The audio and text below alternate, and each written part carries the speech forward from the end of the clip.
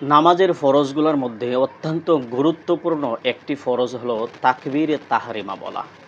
আর এই তাকবীরে তাহরিমা আদায় করতে গিয়ে অনেক মুসল্লিয়ানে কেরাম ভুল করে ফেলে, আর সেই ভুলের কারণে অনেকের নামাজ নষ্ট হয়ে যায়।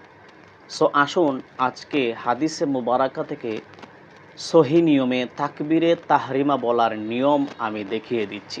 সহি মুসলিম শরীফের 390 নম্বর হাদিস, আল্লাহ রাসূল সাল্লাল্লাহু আলাইহি ওয়াসাল্লাম যখন তাকবীরে তাহরিমা বলতেন তখন হাত কাঁধ বরাবর আগে তুলতেন, তারপরে তিনি তাকবীর অর্থাৎ তাকবীরে তাহরিমা আদায় করতেন।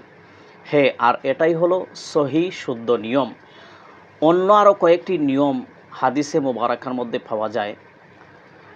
কেউ যদি তাকবীর বলার পূর্বে হাত তুলে অথবা তাকবীর বলতে বলতে হাত তুলে তাহলেও তার নামাজ শুদ্ধ হয়ে যাবে, কিন্তু সর্বোত্তম এবং সহি নিয়ম হলো তাকবীর বলার পূর্বে হাত কান পর্যন্ত উঠানো, তারপরে তাকবীরে তাহরিমা বলা।